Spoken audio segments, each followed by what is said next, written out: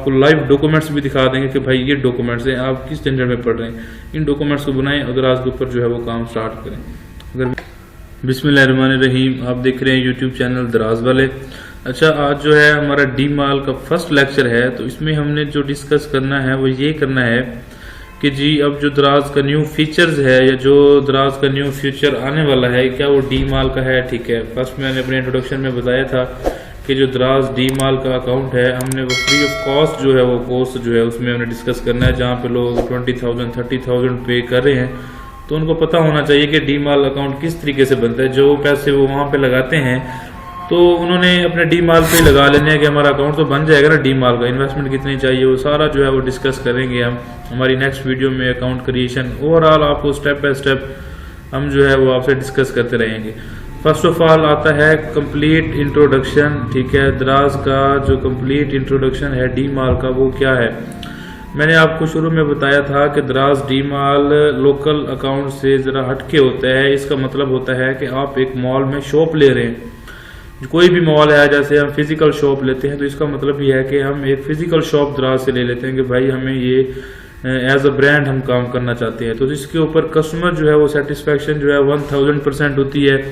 Return जो है वो 7 डेज में आपको वापस हो सकता है अगर कस्टमर करना चाहता है, तो बिल्कुल सेफ होता है। और अगर आपको रिटर्न भी आते हैं तो आपको दराज ये नहीं कहता कि भाई क्यों रिटर्न आए क्या है, वो कहता है कि ठीक है ब्रांड ही बैठा है ना, कस्टमर की होती हैं छोटी छोटी बातें उन्होंने वापस कर दी तो कोई मसला नहीं है। तो सबसे पहले वो आपको अपने टॉप के ऊपर रैंक करते हैं। ठीक है, जितने भी लोकल अकाउंट्स बैठे हैं जो भी सर्च करेगा तो सबसे पहले आपका ब्रांड डी माल का जो है वो शो होगा, फिर जाके जो लोकल अकाउंट्स है वो शो होंगे। तो सबसे बड़ा बेनिफिट हमें ये हो जाता है। ठीक है, और सेकंड आता है कि रिक्वायरमेंट्स ऑफ अकाउंट। ठीक है, दराज माल की रिक्वायरमेंट्स जो है वो क्या हैं।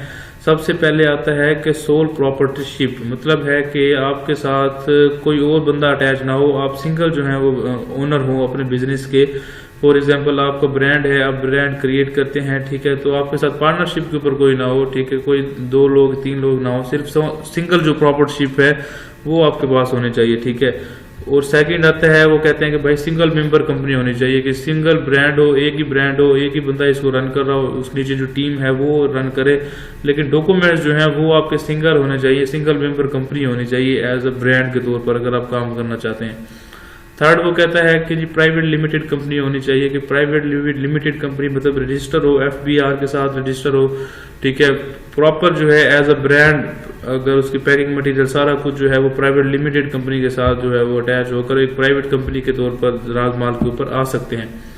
अब बिजनेस बैंक अकाउंट है, अब डी माल अकाउंट बनाने के लिए आपको एक फॉर एग्जांपल जैसे लक्स से ब्रांड है तो उनका बैंक अकाउंट जितने भी चल रहे होंगे वो लक्स के नाम पे चल रहे होंगे। ठीक है, तो इंटरनेशनल जो पेमेंट्स है जो भी है, आपका बिजनेस अकाउंट भी बैंक का होना चाहिए। जो सिंपल हम अकाउंट बनाते हैं वो नहीं होना चाहिए, आपका जो बिजनेस है उसका एक अकाउंट होना चाहिए डी माल के लिए। ठीक है, बिजनेस बैंक अकाउंट भी होना चाहिए हमारे पास। फिर आता है ट्रेडमार्क। अब ट्रेडमार्क क्या होता है, एक लोगो होता है जो हमारे ब्रांड को वाजे करते हैं कि जी ये आपका ब्रांड है, ये आपके प्रोडक्ट्स हैं। ठीक है, तो आपको उसके लिए ट्रेडमार्क भी जो है वो भी लाजमी होना चाहिए। ठीक है, और इसमें मैं एक और पॉइंट जो है वो भी ऐड कर देता हूँ, वो ये है कि पैकिंग मटेरियल जो है वो भी आपके पास होना चाहिए अपने ब्रांड का।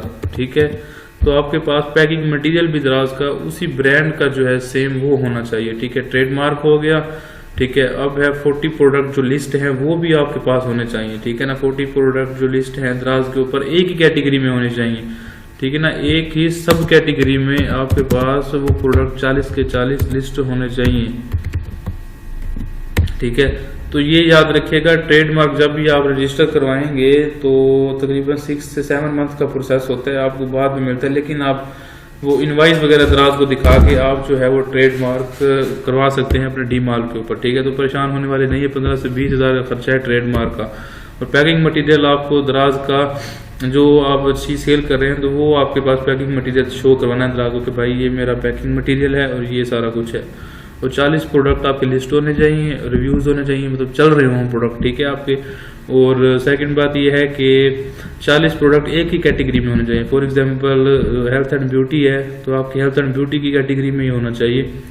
और सब कैटेगरी क्या होती है, जैसे फेशियल क्लींजर की जो कैटेगरी है उसी एक कैटेगरी में सारे प्रोडक्ट आपके होने चाहिए।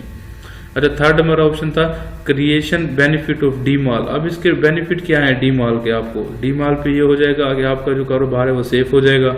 आपको लोकल अकाउंट की तरह डीएक्टिवेट या सस्पेंड या इस तरीके का 100% या 90% तक आपको चांस नहीं होगा कि हमारा जो है वो अकाउंट बंद हो सकता है। ठीक है, एक तो ये, जो आपके कॉम्पिटिटर हैं, जो आपके बैठे हैं, वो भी आपसे माल परचेज करेंगे कि हमने सेल करना है लोकल अकाउंट के ऊपर। ठीक है, फर्स्ट कस्टमर आपसे बाय करेगा, देन आप लोकल सेलर जो जितने भी बैठे होंगे तो उनको सेल करेंगे। ठीक है, आपका मुकाबला कोई नहीं कर सकता डी मॉल में। इसके बेनिफिट होते हैं डी मॉल के कि आपको रिटर्न चाहे जितने मर्जी आ जाएं तो आपको स्टोर के ऊपर जो है वो बिल्कुल फर्क नहीं पड़ता।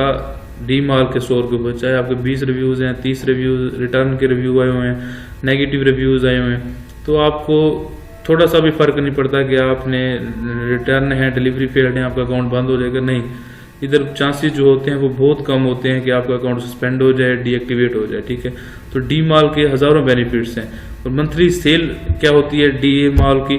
अब मंथली सेल में आपको बता दूं डी मॉल के जो प्रॉपर ब्रांड चल रहा है, अब देखिए उन्होंने इन्वेस्टमेंट की है 1 लाख, तो उनकी मंथली सेल जो है वो 50,000, 60,000, 1 लाख, 2 लाख प्लस को जो है वो क्रॉस कर रही होती है जब वो एज अ ब्रांड जाते हैं और एज अ फ्लैगशिप स्टोर जो है वो जाते हैं, तो उनको काफ़ी ज़्यादा जो है वो बेनिफिट होता है जब वो एज अ ब्रांड जा रहे होते हैं। ठीक है, तो उनकी मंथली सेल्स अगर आप आज इन्वेस्टमेंट करते हैं डी मॉल में तो 1 लाख आपका आई थिंक 70,000, 80,000 तक जो है वो खर्चा होगा। और विद इन 3-4 मंथ जो है प्रोडक्ट हंट करके उसकी पूरी पैकिंग मटेरियल उसको सारा कस्टमाइज करके तो आप जो है इसकी सेल 40 प्लस या 4 लाख, 2 लाख इसको मजीद जो है वो इंक्रीज कर सकते हैं आप इजीली।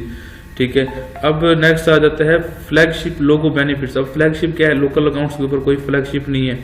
अब जब आप किसी मॉल में शॉप लेते हैं तो वो आप वहाँ पर अपना जो है बैनर्स वगैरह लगाते हैं, तो यहाँ पर दराज आपको एक बैनर देता है जो सबसे हट के होता है फ्लैगशिप, तो वो आपकी शॉप के ऊपर शो हो रहा होता है कि भाई ये डी मॉल का अकाउंट है, फ्लैगशिप का लोगो है इसके ऊपर। ठीक है, और ये शॉप एज अ ब्रांड काम कर रही है, कोई लोकल 2 नंबर का काम यहाँ पे नहीं हो रहा। तो कस्टमर इस चीज़ के साथ बड़ा सेटिस्फाई होता है और कस्टमर की जो डिमांड होती है वो यहाँ से चाहे 1.5 लाख की परचेजिंग करे, 2 लाख की परचेजिंग करे, जितने भी बड़े बड़े ब्रांड्स हैं अब वो सारे दराज की तरफ ही आ रहे हैं। चाहे जितना बड़ा ब्रांड आप देख रहे हैं सारे जो है वो दराज के ऊपर बैठे हैं। ठीक है, चाहे वो अफजल इलेक्ट्रॉनिक्स है, चाहे जो मर्जी, सब तो दराज के ऊपर लाइव सेल कर रहे हैं, ऑनलाइन सेल कर रहे हैं। तो आप भी जो है वो डी मॉल के ऊपर अकाउंट बनाएं।